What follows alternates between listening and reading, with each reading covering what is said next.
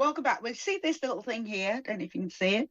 Chewable vitamins have been around forever for when it comes to kids, but now they're big business in the adult market for people who can't swallow or pills. And there was a phase where on my treatment where I couldn't. These chewable gummies are fine, but now they've become a bit of a fad. In fact, it's now a $7 billion marketing place. They're called candyceuticals. And by some estimates I've got here, adults now comprise of up to 80% of the gummy vitamin market. Are they as good as, I mean, you can get them all sorts of things, C, D, B, all these sort of things like that. Are they as good as they claim? Can you overdose on them? Let's find out. My next guest is someone that I'm hoping can tell us all of this. Arj Thiruchelvam is a nutritionist and performance coach. Joins us now. Arj, so tell us, look, I've got one here. I can't remember which one this is. Are they as good as taking the pill? And is the pill as good as actually eating the food? Hi, Trisha. Thanks ever so much for having me back on. Does that taste good? It's sugar. It's sweet. It's all sugar. Yes. So this is a really interesting area, and that $7 billion industry is something that's certainly really taking off right now. I've got to declare straight away, I was actually on an advert a few years ago for one of these gummies.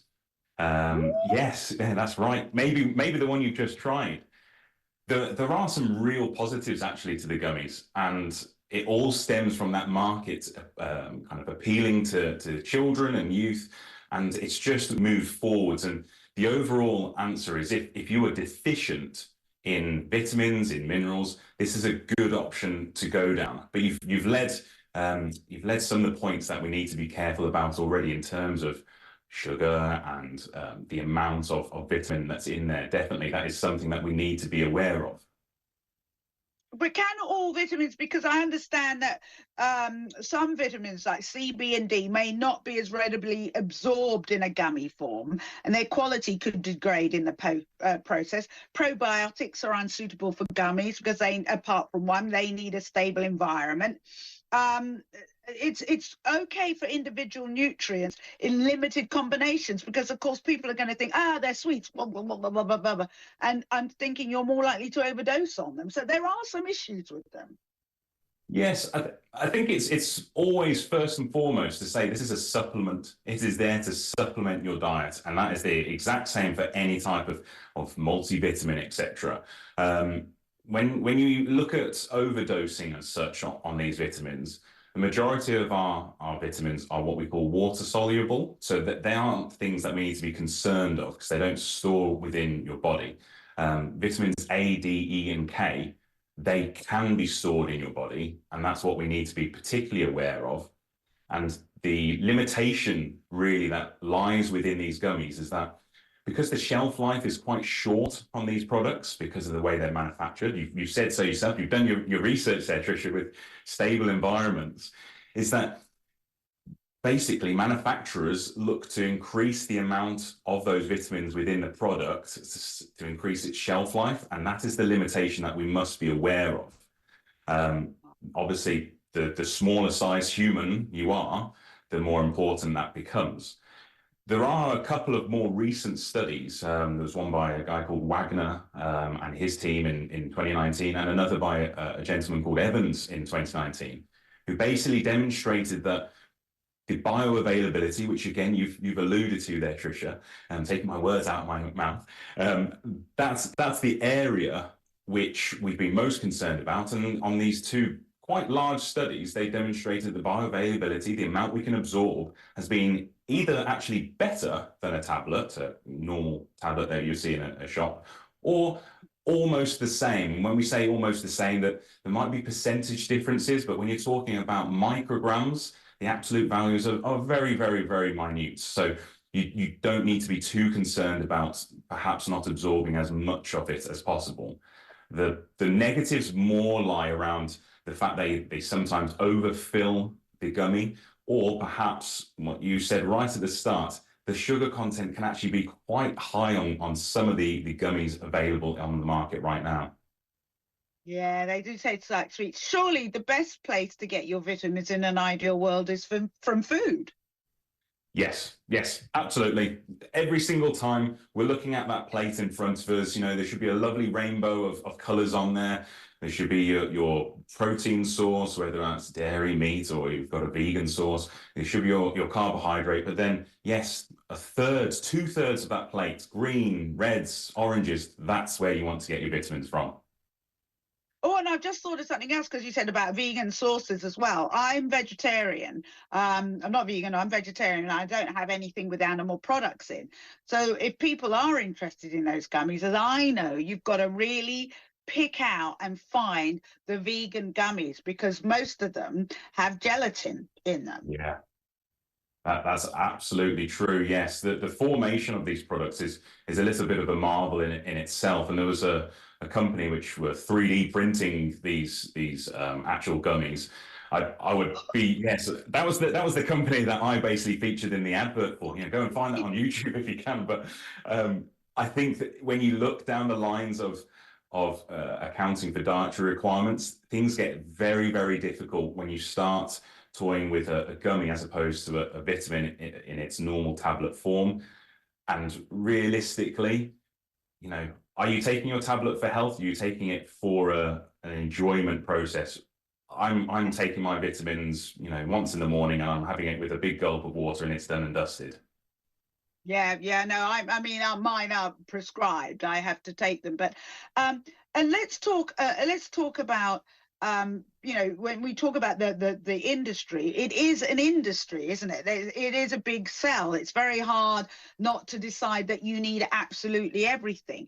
However, Mhm. I think, and correct me if I'm wrong, everyone would agree that in the winter months, especially me as a person with dark skin, during the winter months, you really need your vitamin D. Yes, yes, absolutely. Vitamin D3, to be honest, every single person on this planet requires some form of supplement during the year. The majority of us in the Northern Hemisphere need it all year round. And contrary to this bright light I've got in here, I'm a darker skinned individual, so my requirement is elevated as well. There is an upper limit for vitamin D3, which we have to abide by, which is 4,000 international units. And generally, if you're Caucasian, you can err on a much lower level throughout the year, but in winter, you double it. And then if you are darker skin coloring, then you certainly do already need that higher dosage, 2,000 international units, perhaps all year round. And as you get to winter, going much higher again. So why is that? Just tell us for people who don't know what vitamin D does and what lack of it does. Why do we need to do that? Yeah, so vitamin D3 is a really interesting vitamin, actually, because we're discovering more and more that this vitamin has processes within our body for absolutely every function. Initially, we treated it as a standard vitamin, it would contribute to our metabolism, our ability to generate energy from absorbing foods. And as time has gone on, we've found it has great effects within the sporting environment and great effects for generating energy, wellness. Every single function of our body seems to be affected by vitamin D3 consumption. And naturally, we associate it with seasonal affective disorder and mood. But it's actually been really realized to have many, many more facts surrounding it. So certainly be looking at your vitamin D3 consumption. And to do that, a great starting point is always a blood test to understand just how deficient or sufficient you are. Ah, and the other thing people always associate with winter is they need more vitamin C. Now, vitamin C, what's best? What, orange juice, a gummy, or what? Vitamin C is definitely the association, and I think you know the answer to this one already, Trisha. There is an awful lot more around vitamin C from a marketing perspective than actually having an effect on protecting us from seasonal infections. If you're consuming your fruit and veg, that's going to be sufficient from the majority of the time. Perhaps if you are a little under the weather, there is some low-level research which suggests vitamin C consumption in quite high dosages. So you're not going to be able to get it from fruit or veg realistically. You're going to need a supplement to do that. It can shorten the duration of your illness, but it's not going to prevent that common cold affecting you. But do you think people need to be more careful about which vitamins and how many they take? Because vitamins are seen as kind of like quite inane, you know, that it doesn't matter. And I know people have thought, oh, I feel really ill, so I'm going to take more vitamin C tablets or what have you. Do you think there's people see them as being safe no matter how many they take or what they take? Are there some that, you know, you could take together that might prove a problem?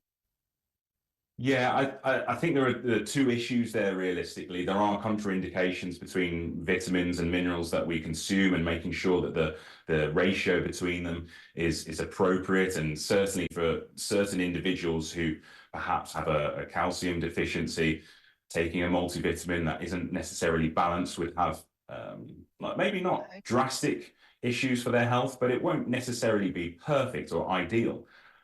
The other aspect realistically is, where are we getting our supplements, our multivitamins from? Is it a reliable source that you can be quite well assured that it was sourced correctly? Or is it from a website that perhaps has only existed for a few months? You don't realistically know where they are based and where they get their ingredients from. As a person who has worked so much within sports, that's my background actually comes from sports. There is always the concern of understanding the source of your supplements to avoid contamination and to ensure that it has been handled from manufacturing right through to purchasing in a store correctly. But isn't there any regulation of the vitamin? And aren't there rules and regulations about what that, you know, you're talking about where they come from or what have you? Don't they have to fall within certain guidelines? There is a regulation. The regulation does exist.